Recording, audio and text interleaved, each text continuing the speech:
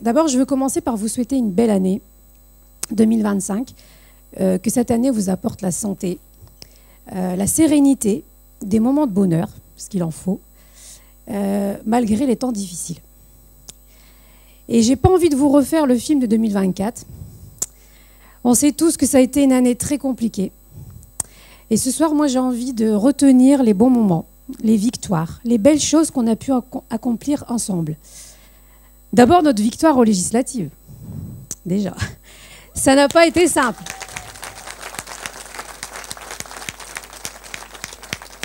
Ça n'a pas été simple, mais on l'a fait. On l'a gardé, notre circo. Et c'est grâce à votre détermination, à votre énergie, cette victoire, elle est pour nous tous. Depuis 2022, je suis la suppléante de François Ruffin. Mais avant tout, je suis AESH. Depuis maintenant à peu près 11 ans. Et je voulais remercier François d'avoir mis en lumière ce métier si peu reconnu et pourtant si nécessaire. Grâce à nos combats, on a obtenu des victoires comme une indemnité de fonction, une prime REP, un CDI au bout de 3 ans d'ancienneté. Voilà, c'est des choses aussi qu'on a gagnées grâce à nos combats. Voilà, on peut les applaudir aussi. 2024, c'est aussi des moments qui ont montré qu'on sait faire de belles choses ensemble. Comme le 14 juillet à Amiens-Nord, où ça a été un grand succès populaire. Je veux me rappeler aussi de la fin d'année avec notre action de l'acte citoyen de Noël solidaire, où ça fut un succès encore une fois. On a prouvé encore une fois que même avec peu, on peut beaucoup quand on est unis. Et rien que tout ça, ça n'aurait pas été possible sans vous. Alors merci, merci à vous qui donnez votre temps, qui donnez votre énergie, qui êtes toujours là au rendez-vous. Vous pouvez vous applaudir aussi. Merci. Et ça, ensemble, on peut faire des belles choses. Et tout ça, sans vous, les militants, eh ben, ça ne pourrait pas être possible. Donc, encore une fois, merci. Et maintenant, place à 2025. Et ce nouveau gouvernement. Avec Macron, c'est toujours la même recette. On prend les pires et on recommence. Mais nous, on ne lâchera rien. Devant nous, une nouvelle année de combat, de lutte qui s'annonce. Une nouvelle année où il nous faudra être solidaires, être forts ensemble. Une nouvelle année de lutte contre l'extrême droite qui grimpe sans cesse, contre l'extrême argent qui grappille sans cesse. Les mois et les années qui viennent vont nous demander de l'énergie et de la force. Nos idées sont fortes et majoritaires dans notre pays et nous devons nous relever les manches, que ce soit au niveau national ou au niveau local. Et vous pouvez compter sur moi pour m'y investir pleinement. Alors, et avec vous, je l'espère, je vous remercie et vous souhaite une belle année. Monsieur le sénateur, mesdames et messieurs les maires, messieurs les élus, cher Stéphane, merci pour ton accueil, merci d'avoir mené la campagne, tout comme Rémi à nos côtés ici à Camon, toutes et tous, en vos grades et qualités. Mes chers amis, surtout mes camarades. Bon, déjà, quand on a une salle comme ça, qu'il y a des bannières qui ont été déployées, qu'il y a des verres qui sont prêts pour le coup à boire qui attendra 3 quarts d'heure, quand même, je vous préviens. C'est qu'en amont du moment où on est arrivé, il y a des gens qui sont venus. Ça ne s'est pas fait par la grâce du Saint-Esprit, pas par la main invisible de la Providence. Ça s'est fait parce qu'il y a des bénévoles qui ont fait tout ça. Et je voudrais qu'ensemble, nous les remercions. Merci à vous toutes et vous tous. Hier, dans mes visites, je suis passé chez Enedis, donc qui est le distributeur d'électricité. Et toujours je dis, vous savez, la quantité de travail, simplement quand on allume la lumière et que ça marche, quoi. Ça veut dire qu'il y a des gens qui ont fabriqué des ampoules, il y a des gens qui ont fait des câbles, que derrière il y a une centrale qui fonctionne. Bref, il y a tout ça pour qu'on ait de l'électricité. Hier, je passe chez Enedis et je découvre comme vous savez, on verrait des tours de contrôle dans les aéroports. Et c'est en fait des gens qui surveillent que 24 heures sur 24, 7 jours sur 7, à 99,95%, ça marche quand il y a de l'électricité. Et je pense que ma conviction profonde, c'est que la société, c'est du travail mis en commun. Du travail bénévole ou du travail salarié, mais c'est du travail mis en commun, c'est la coopération, la collaboration dans ce travail mis en commun qui nous permet ensemble de faire société. Et la conviction aussi que notre société aujourd'hui, elle tient par le travail d'en bas par les bénévoles qui ont fait ça ici, par les salariés d'Enedis, beaucoup plus on le voit que par le travail d'en haut. Quand cet été, on n'avait pas de gouvernement pendant des semaines, au fond, le pays l'a très bien tenu. Imaginez, non pas pendant des semaines, mais que pendant une journée, les salariés d'Enedis, ils arrêtent. C'est terminé. Imaginons que les bénévoles des clubs sportifs, ils arrêtent pendant une semaine, pendant un mois. Le pays est dans le chaos. Donc, il est très clair qu'aujourd'hui, le pays tient par le bas et non par le haut. Donc, je nous souhaite pour 2025, disons-le clairement, une année moins pourrie. Hein. On a eu une dissolution improvisée par le président de la République sur un espèce de coup de dé, un caprice. Il a dit qu'il dégoupillait une grenade dans les pattes du parti. Mais en vérité, il a dégoupillé une grenade dans les pattes du pays, dans les pattes de la démocratie. Dans quel pays il a fait ça? Il a fait ça dans un pays où il y avait déjà eu la crise des Gilets jaunes, où derrière il y a eu la crise Covid, avec des confinements, des déconfinements, des reconfinements, des redéconfinements, avec des couvre-feux à 19h, 20h, 21h, avec les gens qui ont été secoués psychologiquement dans tous les sens. Il a fait ça dans un pays qui a été traversé par un long conflit sur les retraites qu'il avait tout seul, contre 8 salariés sur 10, contre tous les syndicats unis, contre même, vraisemblablement, on n'a pas eu l'occasion de le vérifier, mais une majorité à l'Assemblée, et aujourd'hui on pourrait le vérifier, ce serait une écrasante majorité à l'Assemblée. Il a fait ça après le retour de la guerre sur le continent européen, qui évidemment a suscité l'angoisse chez les gens, d'autant que ça aboutit à de l'inflation sur l'énergie, sur l'alimentation. Et c'est dans ce temps-là, au moment où l'extrême droite est à son sommet dans les urnes, que le président de la République, dans un geste de folie, décide de sa dissolution. Disons-le, le scénario est clair, c'est 5 semaines plus tard, un mois plus tard, Jordan Bardella à Matignon. C'est écrit d'avance. Et là, je veux quand même qu'on retienne une immense fierté. Parce que la riposte ce soir-là, la riposte, elle est partie de la salle Saint-Maurice, rubisée, 5 rubisés. Elle est partie de nous. Elle est partie, c'est nous qui les premiers avons prononcé Front Populaire. C'est nous qui les premiers, alors que depuis des mois, ils se déchiraient. Il y avait 4 listes aux élections européennes. Et non seulement il y avait 4 listes, mais passaient du temps à se taper dessus sur Twitter. C'est nous qui avons dit, soyez unis, arrêtez vos conneries. Et vous savez, ce n'est pas un coup de génie, c'est l'inverse. C'est quelque chose qui, dans la tête des gens, était un évident bon sens, une évidence, de la décence. Et à partir du moment où on a mis ce mot-là, qu'est-ce qui s'est passé? C'est comme si on a fait surgir l'énergie d'un geyser. Et il y a eu des pressions, des militants, des sympathisants, il y a eu des pétitions, il y a eu des manifestations pour qu'en 4 jours, on ait un programme commun, imparfait, mais enfin qu'on ait quelque chose ensemble, pour qu'on ait un partage des circonscriptions et pour que, à l'arrivée, nous n'ayons pas la victoire, mais nous n'avons pas subi la défaite. Le match est encore en cours. Le match n'était pas terminé. Nous n'avons pas perdu lors de ces élections contre le Rassemblement national. La suite, évidemment, pour nous, sur la première circonscription de la Somme, a été compliquée. Ça a été une campagne dure. Une campagne où on s'est pris le mur en porte-à-porte. Une campagne qui a abouti à de nettes coupures.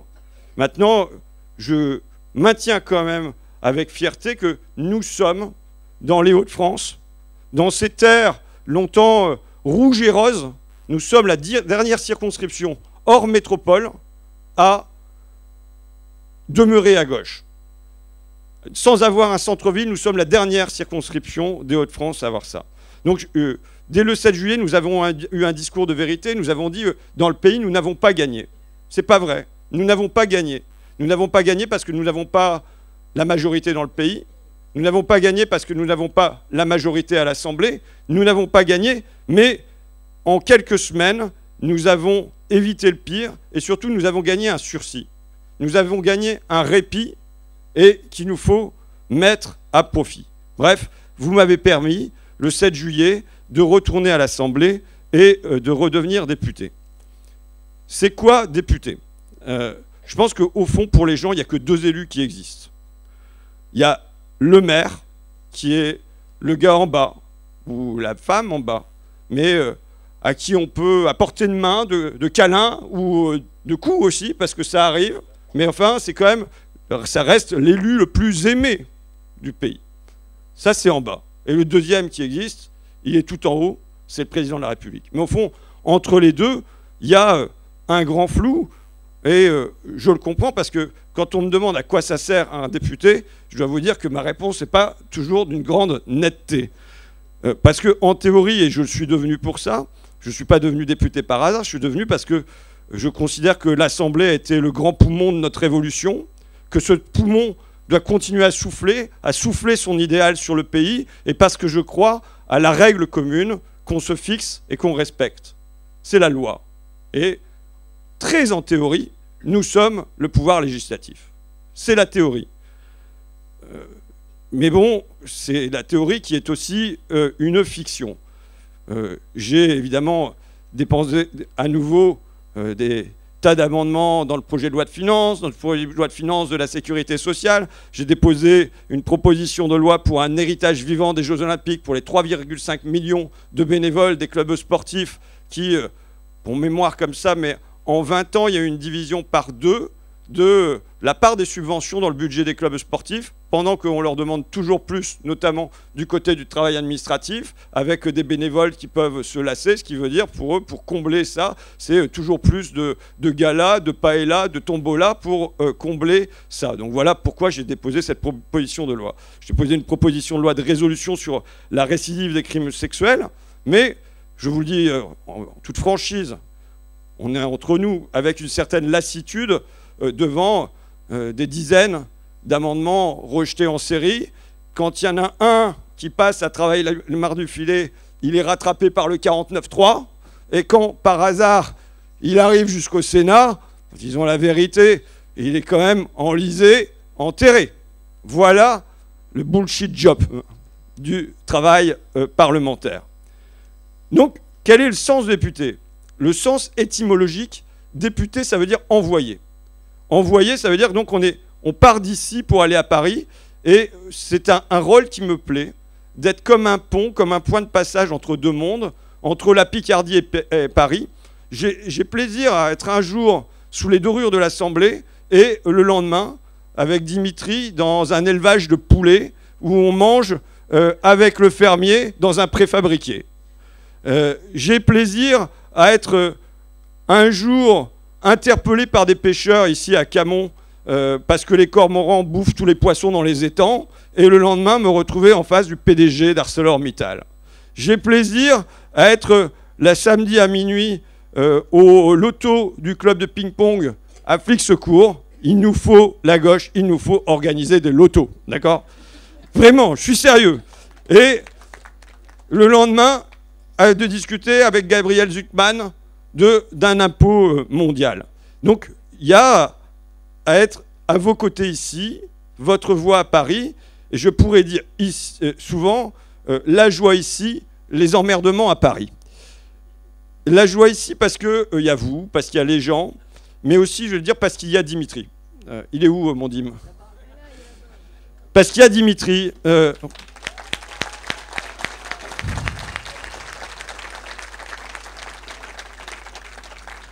Parce qu'il est toujours partant, avec le sourire, avec ses dents du bonheur, et qui ne compte pas ses heures, et parce que aussi, disons-le pour nous, la campagne ne s'est pas arrêtée le 7 juillet au soir. La campagne ne s'est pas arrêtée. La campagne ne s'est pas arrêtée depuis, ces cérémonies, assemblée générale, téléthon, on court plus que jamais d'un bout à l'autre de la circonscription, de Saint-Pierre à Mareuil-Cobert, du Pigeonnier à Ville-le-Marclay, et vous êtes là pour décupler les efforts que nous faisons, disons-le. Petite analyse électorale, mais il y a 3 circonscriptions sur 5 dans la Somme qui ont déjà basculé au Rassemblement national. Il y en a une qui, pour eux, est quasi imprenable parce que c'est une circonscription de centre-ville, et la circonscription de bascule, là où ils font peser leurs efforts, là où la candidate est mobilisé et là où ils apportent l'appui du député Rassemblement National alentour, c'est la première circonscription de la Somme, qui est le lieu du choc entre ce que nous représentons, force de progrès, de fraternité, de solidarité, et un Rassemblement National, une extrême droite qui est en conquête. Mais nous sommes là avec Dimitri, mais vous êtes là pour décupler, centupler nos efforts. Je le dis toujours avec la même fierté, je suis, je pense, le seul député qui voit sa lettre, 66 000 exemplaires, être distribuée dans les boîtes à lettres intégralement par des militants.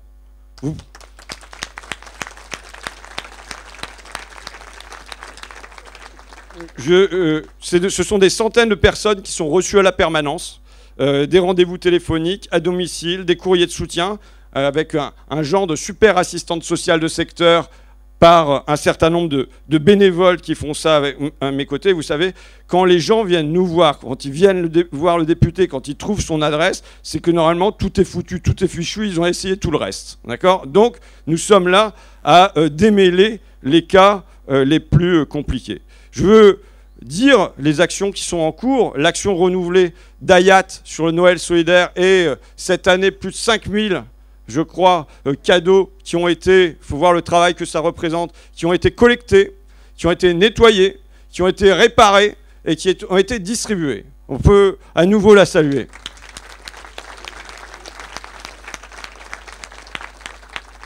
Nous avons des actions en cours à Amiens Sud-Est. Je le dis, Amiens Sud-Est est pour moi un quartier qui est délaissé par la ville, délaissé par l'État. Et nous avons des actions en cours avec Zoé Desbureaux et avec Guillemette Quincampoix du Parti communiste. Je le dis parce que nous travaillons évidemment avec les partis et nous avons sur Amiens Nord, nous lançons une action sur Amiens Nord, un diagnostic logement, on va dire, notamment avec Zora Darras qui est là, et avec Frédéric Fauvet du Parti Socialiste, parce qu'il nous faut travailler tous ensemble pour essayer de changer au mieux la vie des gens. Et évidemment, je suis dans le groupe écolo, donc voilà, je complète. Dans le Val-de-Nièvre, il y a une action qui est en cours, notamment sur la question des mobilités, parce que Flics Secours rassemble tous les services publics, enfin beaucoup de services publics, il y a des magasins, il y a tout ça, et les villages alentours ont des difficultés d'accès au bourg qui est Flics Secours. Donc on a eu un porte-à-porte, on a fait une discussion avec René, avec Patrick qui est ici, et on va essayer de trouver des solutions pour les habitants, pour leur être utile au plus près. Sur Abbeville, nous menons une bataille avec les pêcheurs d'Abbeville pour le retour de l'anguille. Et ce n'est pas une blague pour moi. Vous savez, je pense qu'il y a des chemins pour réconcilier la pêche et l'écologie et que le retour de l'anguille en est un. C'est une grande bataille que de ne pas apparaître comme, dans une région comme la nôtre, comme étant un adversaire des pêcheurs ou un adversaire des chasseurs. C'est une bataille populaire à mener que de ne pas se couper d'un pan de ce monde social, ce monde populaire aussi. Je veux dire que nous obtenons des victoires. Je le dis parce que, par exemple, la semaine dernière, on était avec Patrick encore chez Saint-Frère à Flics Secours, où pour les négociations sur les salaires, les ouvriers ont fait grève pendant une semaine quasiment, et ils demandaient 50 centimes d'augmentation de l'heure. Et puis comme le patron n'a pas voulu les donner, ils ont demandé 1 euro. Et à la fin, ils ont obtenu 50 centimes plus une prime, je crois, de 300 euros. Hein. Pourtant, ils ont dit, oh, c'est un peu la gueule dans les médias et tout ça. Non, franchement, il ne faut pas le prendre comme ça, quoi. Faut pas le prendre comme ça. Ils ont eu ce qu'ils voulaient, ils ont eu 50 centimes, ils ont eu les 300 euros. Mais même, ils ont eu 45 centimes. Faut dire on a gagné. Parce que si on dit on a gagné, bah les gens ils disent bah la syndicale a servi à quelque chose, les partis de gauche ils ont servi à quelque chose, nous avons gagné avec eux. Donc il faut, nous, pas toujours voir le verre au 1 quart vide. Quand il est 3 quarts plein, il faut dire qu'il est 3 quarts plein. Et il faut dire qu'on a gagné pour entraîner. On gagne. On gagne sur des cas individuels, on gagne sur Marie-Jo, notre couturière, qui était en France depuis, je sais pas, 10, 15 ans, couturière qui fait, vous savez, nos bonnets phrygiens africains pour nos prises de la Bastille du 14 juillet. Elle a été régularisée et nous avons notre ami Abou Sangaré.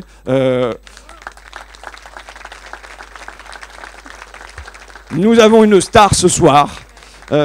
Donc qui le héros de l'histoire de Souleymane, avec qui nous avons, avec patience et discrétion, mené des négociations auprès de la préfecture de la Somme jusqu'à obtenir un titre de séjour provisoire dont on espère bien qu'il va devenir permanent. Je fais une petite parenthèse, quand j'entends que Bruno Retailleau va serrer la vis sur les régularisations, enfin, quand on sait la difficulté ne serait-ce qu'à avoir un rendez-vous en préfecture, et quand on sait que pour y compris les élus, c'est une bataille infernale que d'obtenir au compte-gouttes des régularisations, je me demande ce qui reste de serrage de vis à faire, sinon de la communication politique.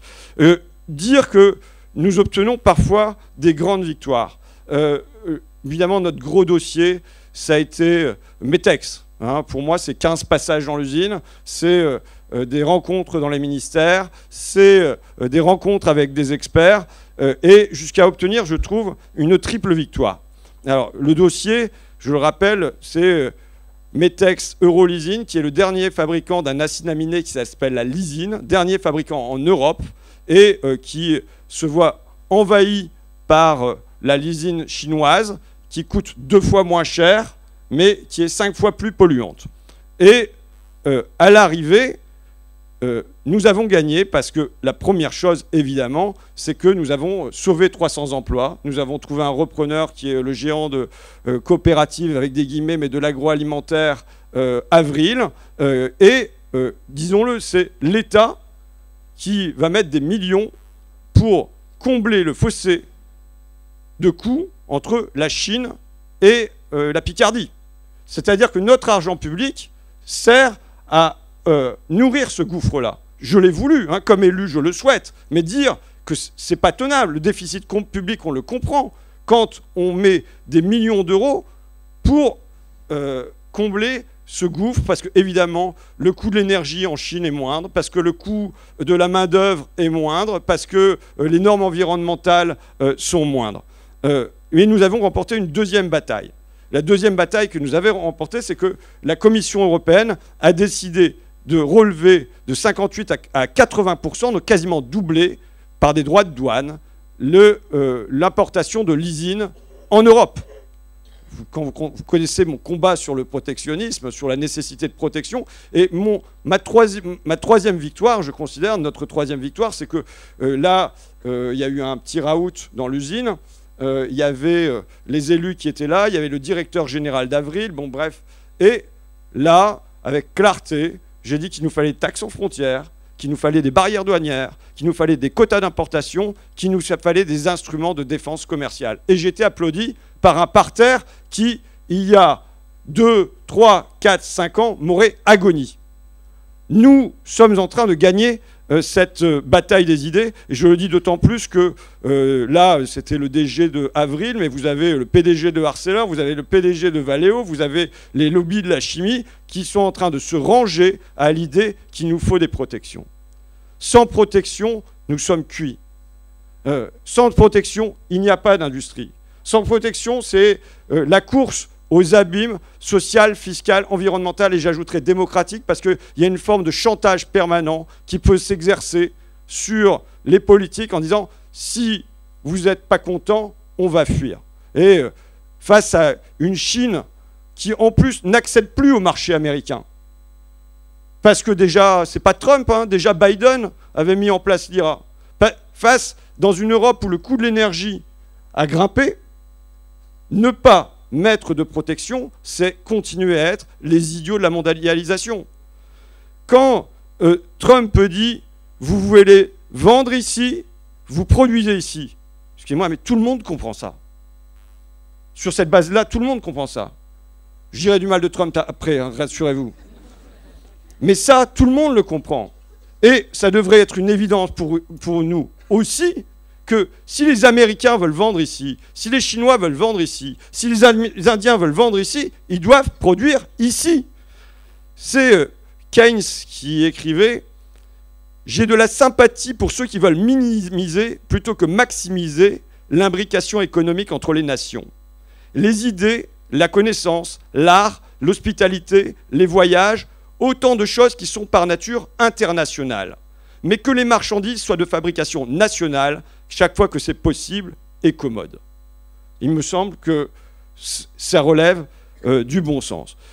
J'ai plaisir à faire ce travail en circonscription parce qu'on le voit qu'on peut passer du local au mondial, on peut passer de la réalité aux idées, et aussi,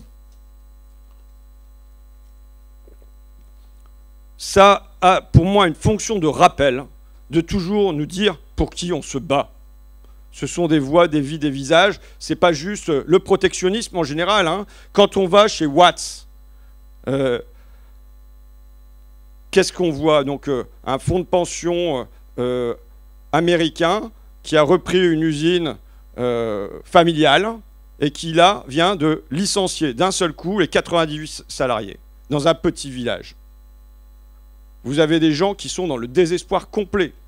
Vous avez un papa qui vous raconte comment sa fille, qui est en école d'architecture, lui a dit à Noël que si c'était comme ça, elle allait abandonner ses études parce que comment ils allaient faire pour le crédit. Il dit bah, je vais essayer de me débrouiller, il n'est pas question que je sacrifie l'avenir de ma fille. Mais c'est dire l'angoisse qu'on a mis au cœur des classes populaires.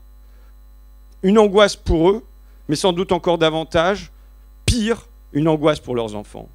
Et quand on va chez Saint-Frère en Duction, qu'on a des discussions comme ça, c'est quasiment la même chose. C'est un papa qui me dit, bah voilà, moi, pourtant il y a 2 salaires à la maison, ma fille, elle est forte en mathématiques, c'est une championne en football, mais j'habite près d'Auxy-le-Château, comment je vais faire? Je vais devoir payer un loyer sur Amiens, ça va pas être possible. Et là, elle est en terminale, elle a une angoisse que sa fille puisse s'épanouir dans l'existence, avoir le droit à toutes ses chances. Voilà, ça nous rappelle en permanence pour qui on se bat et pour des principes simples, que les Français, tous les habitants de notre pays puissent vivre de leur travail, bien en vivre, non pas en survivre, et bien le vivre. Alors, comme l'a noté Rémi, j'ai préparé mon papier des Échos de mon ami Bernard Arnault. Ça date de la semaine dernière, du 14 janvier. Dividendes, les groupes du CAC 40 n'ont jamais été aussi généreux. Enfin, voilà, la société dans laquelle on vit, enfin, nous, quand on fait de la politique, on doit avoir des choses simples à dire aux gens. On est dans un temps où, comme jamais, on rationne en bas et ils se gavent en haut. Et quand on lit leur presse, on le voit tous les jours. Je rappelle toujours cette donnée, à la naissance du classement de Challenge en 1996, les 500 fortunes françaises pèsent l'équivalent de 5% du PIB. À l'arrivée d'Emmanuel Macron au pouvoir, c'est 20%. Aujourd'hui, on a dépassé les 45%.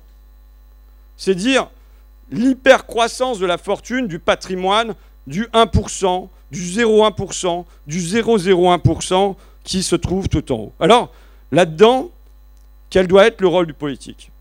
Quel doit être le rôle de l'État? C'est de tout faire pour rééquilibrer les plateaux de la balance. Tout faire pour ça, et non pas les déséquilibrer encore davantage. Je le dis parce que, évidemment, se pose la question du budget. Censure ou pas censure.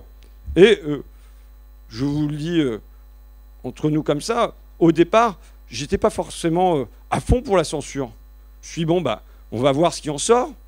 Ils vont négocier très bien. Parce que vous savez, on est pris face à une demande paradoxale et on doit sentir ce qu'est le sentiment du pays. On voit bien qu'il y a chez les gens, à la fois, c'est pas qu'ils aient beaucoup de goût pour Bérou, au contraire, il y a plutôt du dégoût. Mais en même temps, ils ont peur. Ils se disent, mais il ne va pas y avoir de budget. Mon association, elle n'aura pas de budget. La région, elle a dit qu'il fallait attendre le budget. Les mairies, elles attendent un budget. Enfin, voilà, donc on est pris dans cette demande paradoxale. Dans cette demande paradoxale de dire, non, on ne veut pas d'eux, mais en même temps, on veut quelque chose. Et je comprends les tiraillements de nos camarades, et je utilise le mot camarades sans aucune ironie à l'intérieur, de nos camarades socialistes. Pour m'orienter dans cette période compliquée, j'ai posé 2 principes simples pour savoir si je voterai ou si je ne voterai pas la censure. 2 lignes rouges. La première, c'est la question des retraites. Il fallait gel, il fallait suspension, il fallait abrogation, il fallait annulation, il fallait un mot, moratoire, même prêt à prendre moratoire. Mais ce n'est plus seulement une question sociale, c'est une question démocratique. Quand un homme seul, dans son palais Élysée, a dit je fais ça, et que tous les Français, pendant des semaines, pendant des mois, lui ont dit non, on ne veut pas ça, qu'ils se sont mobilisés par millions dans les manifestations. Ce n'est plus une question seulement sociale, c'est une question démocratique. Et la véritable question clé, tu l'as énoncé, Rémi, c'est la question des recettes. On a un tandem Macron-Le Maire qui a creusé le déficit à la pelleteuse, 1000 milliards d'euros. Mais imaginez, si c'était la gauche qui avait fait ça, nous aurions ruiné le pays, nous l'aurions ravagé, nous aurions des éditorialistes qui tous les matins nous expliqueraient que nous avions transformé la France en Titanic. Ils auraient des métaphores nouvelles dans tous leurs éditoriaux. Là, ce sont des gens en costume, comme il faut qu'ils l'ont fait. Et j'ajoute qu'ils l'ont fait même pas pour investir. Si ça avait été pour investir dans la transition écologique, pour transformer nos déplacements, pour faire qu'il y ait la rénovation thermique sur nos logements, pour changer notre agriculture, pour changer notre industrie, si ça avait été pour ça, mais c'est même pas pour ça, ça a été des cadeaux qui ont été faits aux plus grandes entreprises de ce pays. Ça a été la suppression de l'impôt de solidarité sur la fortune, ça a été la flat tax. Vous savez, j'appartenais, moi, je prends cette question très au sérieux, j'appartenais à la commission d'enquête lancée par les Républicains, donc par des gens de droite, sur la dette publique, avant la dissolution. Il y avait des experts qui passaient et qui disaient la cause de l'endettement aujourd'hui, ça n'est pas la hausse des dépenses de l'État. Les dépenses de l'éducation, par exemple, elles ont baissé d'1 point par rapport aux années 90. Ça veut dire, c'est comme s'il y avait 25 milliards d'euros de moins aujourd'hui dans l'éducation que dans les années 90. Donc c'est pas ça. Ils disent qu'il y a 2 causes aujourd'hui à l'endettement. La première, c'est les crises des subprimes, crise Covid. Et la deuxième, c'est la baisse des impôts sur le capital. Et donc, d'ailleurs, dans les Échos, il y avait même une tribune de champions des licornes, d'entrepreneurs qui disaient « taxez-nous ». Taxez-nous sur les successions. Ils demandaient à être taxés. Ils sont rares, hein. Ils sont plutôt l'exception que la règle, hein. Comme on disait dans Le Président, certes les poissons ça existe, mais ça n'est pas la majorité de l'espèce, d'accord? Mais bon, là, en l'occurrence, il y a des entrepreneurs qui disent « taxez-nous ». Mais où est-ce que Bayrou va aller chercher des sous? Et je vous le dis, c'est des économies de bout de chandelle. Ça ne va même pas résoudre la question du déficit. Sinon, hyper à la marge, ça va juste amputer nos moyens d'action pour l'avenir. Ça va être sur quoi? Ça va être sur les malades? Ça va être sur les collectivités? Ça va être sur les retraités? Enfin, ces gens qui ne sont pas fichus qui refusent de reconstruire un impôt de solidarité sur la fortune sur les milliardaires et qui viennent nous expliquer qu'un retraité à 2000 ou 2500 euros est un privilégié. C'est incroyable. Ces gens qui maintenant veulent que les salariés qui ont déjà payé avec l'inflation, ils ont perdu 3% de pouvoir d'achat en moyenne, les salariés, hein, qui ont payé avec les retraites, et maintenant il faudrait qu'ils payent avec 7 heures de travail gratuit. Mais quand est-ce que Bernard Arnault et les autres donnent 7 heures de capital gratuit? Ça n'arrive pas.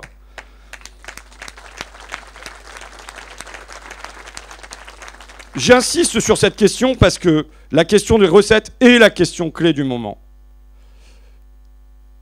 En France, la crise fiscale aboutit à une crise démocratique. La Révolution française, c'est d'abord une crise fiscale.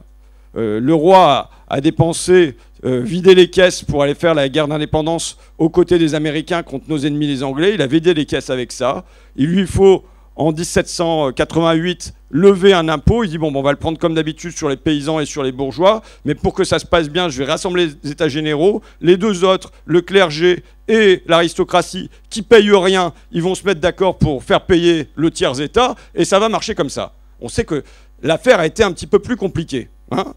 Mais d'ailleurs, la crise des Gilets jaunes, c'est quoi? C'est une crise fiscale sur le diesel. Non, on ne veut pas de ça. Qui aboutit à une crise démocratique, référendum d'initiative citoyenne. Et aujourd'hui, de la même manière qu'on avait le clergé et les aristos, c'est comme si on avait des nouveaux seigneurs, les maîtres de l'argent, les maîtres du numérique, qui étaient exemptés à leur tour de l'impôt, qui payaient 2 fois moins d'impôts en proportion que vous, que moi. Qu'une multinationale comme Total, Amazon, paye nettement moins d'impôts que le boucher du coin. Voilà la réalité fiscale de notre pays, et ça aboutira à une crise démocratique. Maintenant, je dis un mot sur les milliardaires ailleurs. Le moment Trump et Musk, qu'est-ce qu'il signifie? Enfin, on a une oligarchie qui se croit tout permis, y compris de faire le salut nazi. Alors, je trouve quand même excellent tous les gens qui nous ont expliqué que ce n'était pas un salut nazi, quoi. Dans quel moment de confusion on est quand quelqu'un lève le droit, et ça se voit sur son visage, la manière, il sait qu'il est en train de franchir une ligne rouge. Il sait qu'il est en train de faire ça devant les caméras du monde entier, et il en jouit. Qui a vu le docteur Folamour? Je ne sais pas si ça vous dit quelque chose, un film de Stanley Kubrick. Dans le film, il y a donc un maître du monde, et en fait, il a un tic, il cherche toujours à lever son bras, et il se contraint, il se restreint, et puis de temps en temps, ça part. Ben, Trump, il s'est contenu, et puis là, c'était trop fort, c'est parti, et il a fait le geste dans une espèce, pour moi, de démesure. C'est comme si on avait une classe aujourd'hui qui s'était détachée du sol commun, dont le symbole est le jet privé, ou alors encore pire, le voyage sur Mars, avec finalement on a une planète de rechange, on peut cramer celle-ci, on en aura une autre derrière, et des espèces de surhommes contre les gens qui ne sont rien, et qui franchissent des étapes, ils détenaient l'argent, bon, depuis longtemps, même toujours plus, mais ensuite ils se sont mis à contrôler l'opinion par les médias et les réseaux sociaux, et aujourd'hui, ils prennent le pouvoir. Ils prennent le pouvoir directement. Ils ne le délèguent plus comme ils l'ont fait en France à un banquier d'affaires. Non, c'est directement avec Trump, Musk, entre les mains des milliardaires. Et je le signale, avec à l'autre côté, notre champion, notre héros, notre I Love Bernard, qui se trouve sur la tribune. Incise, c'est avec joie que je l'ai retrouvé au tribunal quand même. Non, mais voilà, ce sont nos petites batailles, mais réussir malgré tout à ce qu'enfin, ils doivent venir s'expliquer un peu. Quand il a réussi à acheter la presse, quand il a réussi en l'occurrence à acheter la police privée et la police de la République, quand il a réussi aussi à acheter la justice, en sortant de ce procès, et nous avons encore une procédure contre lui au civil. J'espère bien que l'année prochaine, je pourrai vous montrer 1 euro, l'euro que nous aura versé Bernard Arnault.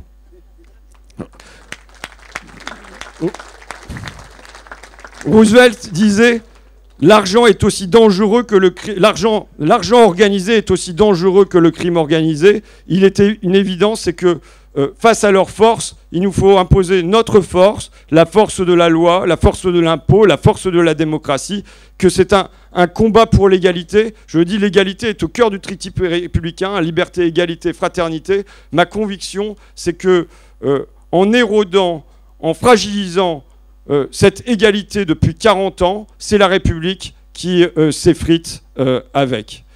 Enfin, je voudrais terminer sur un beau moment. Je vois Lucien qui est là, Léon y était également présent, qu'on a vu à Amiens-Nord, il y a une dizaine de jours. Il y a des moments où il faut retenir la France qu'on veut et pas seulement la France qu'on ne veut pas, la France qu'on aime et pas seulement la France qu'on n'aime pas. Il y a une association qui a monté un convoi pour livrer des fournitures, de l'hygiène, de l'alimentation non périssable à Mayotte. Et c'était avec une collecte qui s'est déroulée, entre autres, à Flics Secours, à la pharmacie, dans les magasins, les gens qui ont donné, avec un transporteur de Flics Secours, aussi le transporteur Leleu, qui a convoyé gratuitement ces marchandises. Et je pense que c'est un exemple de ce qu'on attend. On attend une solidarité entre cette France au loin et la France du coin, entre la France des Tours d'Amiens-Nord et la France des bourgs de Flics Secours, et aussi entre le public, les maires, les élus qui ont fait leur travail et le privé qui a accepté de donner en solidarité. Et il me semble que dans notre pays, il y a encore une immense énergie, une grande envie de faire ensemble que notre pays ne tombe pas dans l'ornière, mais qu'on parvienne à maintenir le cap de la fraternité, le cap de la solidarité. Notre rôle à nous, à moi de député, à vous de citoyens, c'est évidemment de défendre les gens du coin, les classes populaires, quelle que soit leur couleur de peau, quelle que soit leur religion, et j'ajoute, quel que soit leur bulletin de vote, de défendre nos usines, de défendre nos écoles, de défendre nos hôpitaux, mais au-delà, nous avons un devoir au-delà, c'est d'ouvrir un espoir.